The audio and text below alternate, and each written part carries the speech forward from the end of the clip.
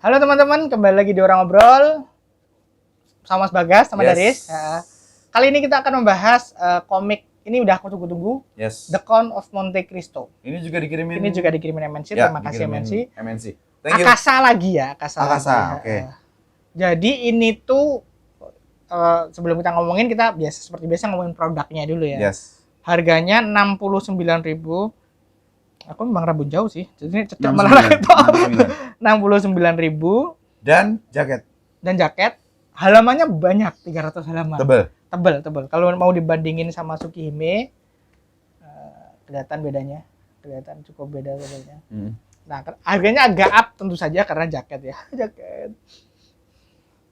Dan ininya ya udahlah, boleh lah ya. Dan art paper ya kalau yang berwarna ya. Bagus. Jadi tapi memang artnya bagus. Nah, ini aku suka dalamnya nih.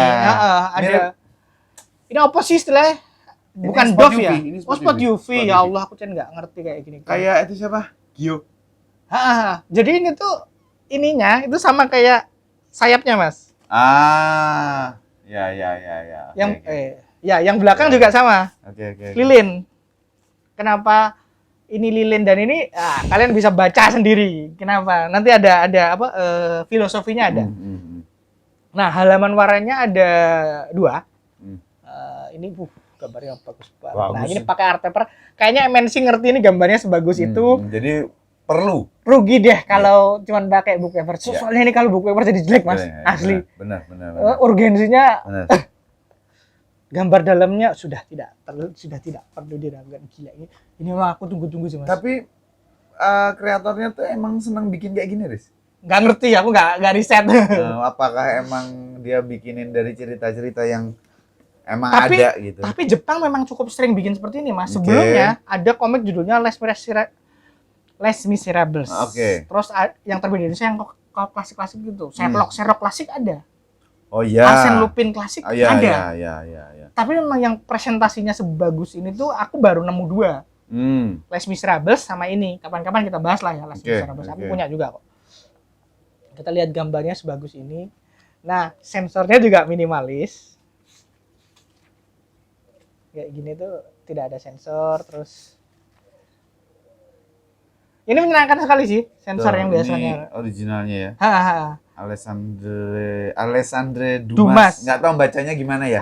Alejandre Dumas. Ya begitu. Begitu. Tapi ya dia juga kreatornya Trimasketi. Ya, dia tuh novelisnya Trimaster. Nah, ini memang adaptasi novel klasik terbitan tahun 1800-an. 1844. Novel klasik. Lebih tepatnya. Novel klasik. Narasinya memang seperti ini. Jadi apalagi Prancis ya. Penuh dendam, penuh pembalasan, terus hiperbola, utang budi dan lain sebagainya begitu. Nah, ceritanya memang soal pembalasan dendam. Betul. Bagaimana tokoh utamanya Dante siapa? Edmond Dantes ini. Dia difitnah. Lalu kemudian dia di penjara, lalu dia setelah dia berhasil keluar, dia membalas dendam kepada orang-orang yang memfitnahnya itu. Nah, adaptasi novel klasik sendiri memang susah gampang sih. Les Miserables tuh bisa panjang banget, jadi enak. Nah, ini tuh one shot. Jadi ada beberapa keterbatasan. Betul. Nah, keterbatasannya itu ada beberapa mungkin ya menurutku. Untuk koreksi aku kalau salah, yang ditukar atau diganti dengan keharusan kelebayan delivery manga. Gitu loh. Jadi ada hal-hal yang bombastis yang secara visual karakter penggambarannya apa segala macam gitu. Karena mungkin di versi aslinya tidak selebay itu. Nah, menurut masalahnya adalah yang aku suka adalah dengan pemahaman terhadap ini satu novel cuma dijadiin satu volume, tapi 300 halaman itu nyaris 2 volume sih ya. Betul. Tapi menurutku idealnya 4 volume sih kalau mau tuntas dengan baik. Ketika aku membaca, aku tidak merasa, karena aku nggak ngerti aku nggak ngerti source-nya ya. Jadi aku merasa ini oke-oke aja. Jadi ini memang ada beberapa kelihatan yang ini agak dicepetin. Ini harusnya bisa diulur. Tapi ngomongin delivery dan juga karena bungkusan gambarnya yang menawan, kita jadi terbius gitu. Dia tuh manggakanya ini bisa banget berganti secepat itu dari serius ke ngakak gitu. Lalu bisa langsung dari kejam ke sedih. Jadi memang ya ngomongin novel klasik emang kita akan selalu dipermainkan perasaannya seperti itu. Romeo and Juliet kan begitu. Betul. Naik turun. Apalagi kalau udah baca Les Miserables itu tambah chaos lagi itu. Nah, mungkin teman-teman yang emang udah baca novel aslinya atau cerita aslinya. Oh, ini suplemen.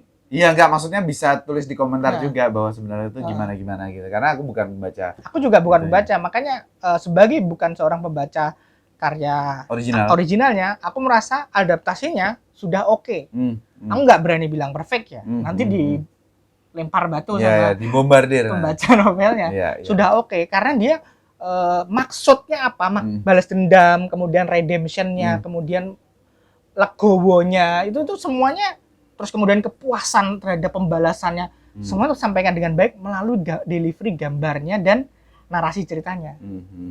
Gambarnya bagus banget, gila. Itu tuh dikoleksikan gambarnya, udah worth banget dan tidak terlihat ada sensornya. Walaupun memang tidak ada adegan-adegan yang menurutku terlalu membutuhkan sensor ya. Bagus banget. Betul. Jadi menarik sih. Nah, menarik sekali ini. Nah, aku sukanya juga karena aku suka sejarah ya. Ceritanya ini triggernya adalah Napoleon. Ya.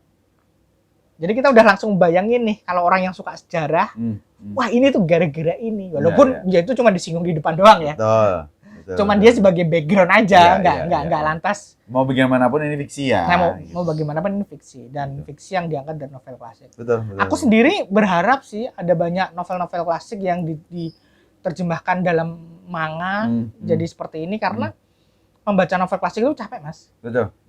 Kalau bukan manga, soalnya teman-teman misalnya jadi komik digarap oleh kreator Eropa atau Amerika gitu, jadinya adalah pindah media aja. Ya. Sebenarnya kayak gitu. Kalau diadaptasi menjadi manga, nuansa hiburannya itu makin kental. Jadi ini dibaca siapa aja oke nih. Kalau novel klasik itu kita masih ada batasnya itu. Iya. Maksudnya ada, maju mundur nih. Nah, komikusnya sendiri bilang dia bikin ini, dia memaksa editornya untuk menambah. Awalnya itu mau jadi satu volume standar, berapa sekitar 5. Oh iya, dia nyebut berapa chapter lalu kemudian dia bisa jadiin 300 halaman dengan komprominya dia. Tapi harapanku, kata komikusnya siapa namanya? Ena Moriyama namanya nggak asing? Namanya nggak asing aku. Ena Moriyama itu bilang bahwa aku pengen orang baca ini, lalu dia kepengin baca aslinya. Betul. Nah, yang aslinya itu ada di Gramedia. Oke. Nanti tak cariin linknya. Kalau ada. Aslinya ada di Gramedia juga. Dan nggak tahu ya, aku tuh pengen baca, cuman aku tuh nggak terlalu. Iya betul. Dan aku tuh tidak terlalu akrab teman-teman dengan setting Prancis atau Eropa secara keseluruhan. Tapi kalau Inggris aku seneng banget. Banget. Tapi kalau Prancis gitu kan, aku senang Sherlock Holmes kan gitu. Jadi ya. Kalau aku suka semua ya, aku suka Eropa. Setting Eropa abad 1800-an tuh buatku sangat. Ini di tahun yang kurang lebih sama Victorian era gitu. Tapi Three Musketeers pun aku Three Musketeers kan? Iya kan? Three Musketeers kan? Itu bener sih. Secara spellingnya gitu ya. Ya, enggak tahu nih. Tapi secara heroismenya juga aku enggak terlalu seneng gitu loh, maksudnya. Three Musketeers-nya ya? Iya, walaupun dulu nonton kartunnya sering, tapi enggak, filmnya juga mau nonton, enggak terlalu sama Perancisnya ya. Nah, enggak terlalu lah sama revolusi Prancis segala macam. Aku invest sih. Enggak terlalu dekat aku dengan hal itu. Jadi komik ini tuh cocok buat teman-teman yang suka sejarah. Cocok buat teman-teman yang suka cerita novel-novel klasik. Dan cocok buat teman-teman yang pecinta gambar indah. Yes.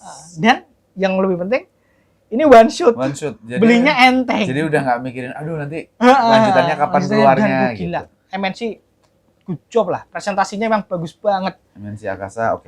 Akasa. Bukan karena kita dikasih ya, bukan.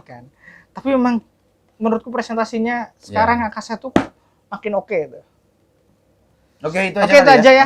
Nanti kalau teman-teman yang mau beli bisa beli di deskripsi atau nanti aku sematkan di kolom komentar. Kalian beli dari sana itu akan sangat membantu kami.